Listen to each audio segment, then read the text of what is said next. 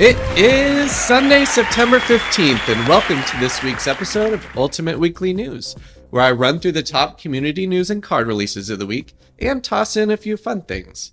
I hope your excitement for your team is just as strong going into this week 2 of the NFL season as it was last week. I know mine is.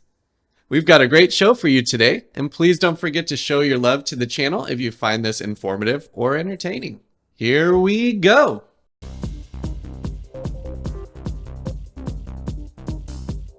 Your top stories of the week. Congrats to Fancy, who finally gets that MCS tournament monkey off his back and wins his first Madden belt in the second kickoff challenge event in as many weeks. If you had watched last week, or even if you didn't, hopefully you linked that Twitch account, got your 2.5 hours on Wednesday night to get your Derwin James card. He's smooth as butter. The rest of the schedule for this week included the AKA release of the New York Sack Exchange for you Jets theme teamers out there. We also got 2 new team captains in Gerald McCoy and Jason Elam, which I don't hate the thought of having a kicker locked up for a while. We also had the controversial Team of the Week Week 1 release, which we will definitely touch on more towards the end of our show. Our first set of Reduxes we received, which, if you don't know, are re-releases of LTDs that quick sell for training instead of coins. We also got Game Time Release 2 and Legends. This was a great week for some long-awaited Makerights that EA had been dragging their feet on. For starters, players who did not receive the 83 overall Christian Watson should have gotten that, as well as some missing game time packs from challenge rewards. There was also the incorrect display of LTD Justin Simmons before he was actually released, and players who purchased packs during that time frame should also be receiving a game time pack per pack purchased. I personally haven't gotten mine as of yet, but I've seen some people on the Twitter machine with more than 200 game time packs from this Makeright. Must be nice.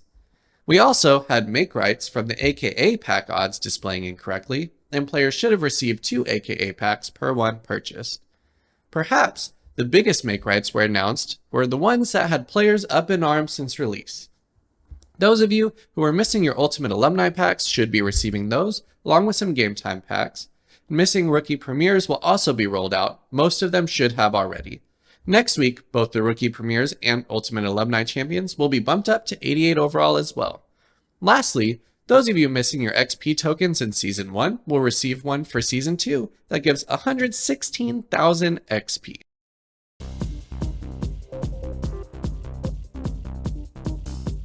It is that time to cover the best and worst cards released this week, with a minor tweak. Before, I was only covering champion level cards, but with Budget Beasts becoming more and more common, we may throw in some lower overall cards here and there as well. Leading off the top cards is Game Time Release 2 Javon Holland. He's 6'1", and with 88 speed, he's tied for the fastest defensive back currently in the game with Gauntlet champ Christian Gonzalez. His core card was great for me for a while, and this one should only be better. If you have the coins, this guy could be a staple of your secondary. Coming in at number 2 is Legend Charles Haley. This card is strong just about everywhere. He has S-tier speed, strength, block shed, power move, and is just superb all around. He's also 2 inches taller and 10 pounds heavier than Micah Parsons, who took the top spot last week. Haley's Ultimate Legend card was amazing for me in Madden 24, and I wouldn't expect anything different in 25. In third place, I had to shout out Game Time Terrell Dodson. He's only an 84 overall in the game, but is a champion in our hearts. If you're looking for an affordable user, look no further than this speed demon in the middle. At 87 speed, he's the fastest linebacker in the game, has a solid 83 zone coverage rating as well.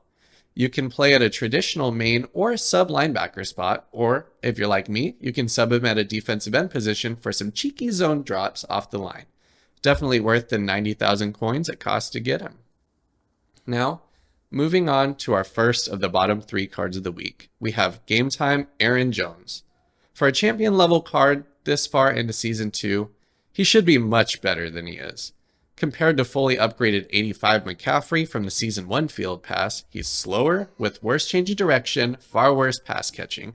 We also got a Marshall Faulk card this week, who is a bigger name and looks way better.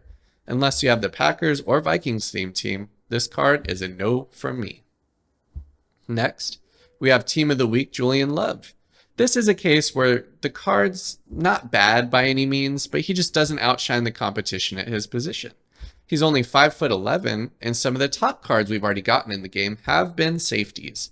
Julian is not any better than the New Holland card, Derwin James, center fielder Paul Krause, Sean Taylor, so on and so forth. Not to mention this card is way overpriced because of the way EA torpedoed the Team of the Week promo, at least for this week. If you get this card, sell it for top dollar and pick up one of the other ones I mentioned instead. Lastly, we've got Team of the Week Andrew Van Ginkel. This guy suffers from many of the same drawbacks as Julian Love. He's also ridiculously expensive from being in the botched promo, and is also surrounded by many great edge rushers that he fails to stand out against. His stats are decent, but again, save the 600,000 coins and pick up someone similar for much cheaper.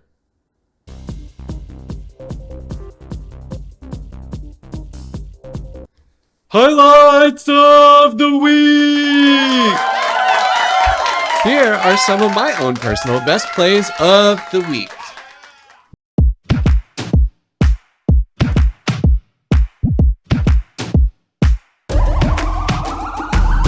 This is the moment we waited for. Everything you want is right here. We gon' give them what they came for. We gon' take it up from last year. Shoot on my shot, boy, I'm long range. Me and the team on the same thing. Stayed down, never switched up. Only thing changed was the game. I'm in the zone now. Nothing can change what we on now. When I pull up, know it's going down. Foot on the gas, ain't no slowing down. Aiming for greatness, no settling. Kick down the doors, they won't let me in. Taking no else, yeah, I gotta win. Watch me kick down the doors, they won't let me in. Who running the game now? Foot on the gas, can slow down. No, my team, we holding it down. We know we running it now. Watch the game change. Watch the game change. Watch the game change. Watch the game change, yeah.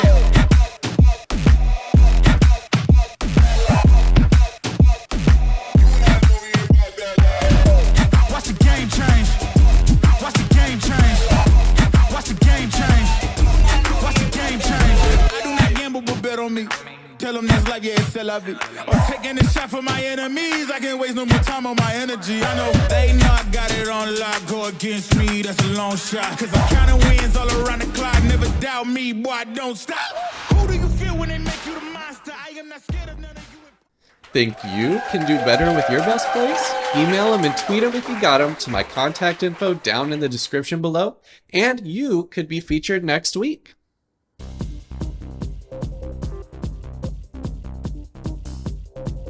For the second straight week, we received a patch with gameplay updates, and hallelujah, praise the Lord! Custom stem glitching has been fixed. You can no longer smart route after custom stemming, and players can no longer glitch the speed boost off the line by doing so. The EA team also addressed some issues with curl flat zone depth adjustments at less than 15 yards, as well as the player's ability to stick to their players in their zones. For deep third defenders, they also made a change to help them cover corner routes a little better and not give up too much cushion against them. It's good to see zones getting some love to continue to give more viable options and alternatives to A-gap blitzes.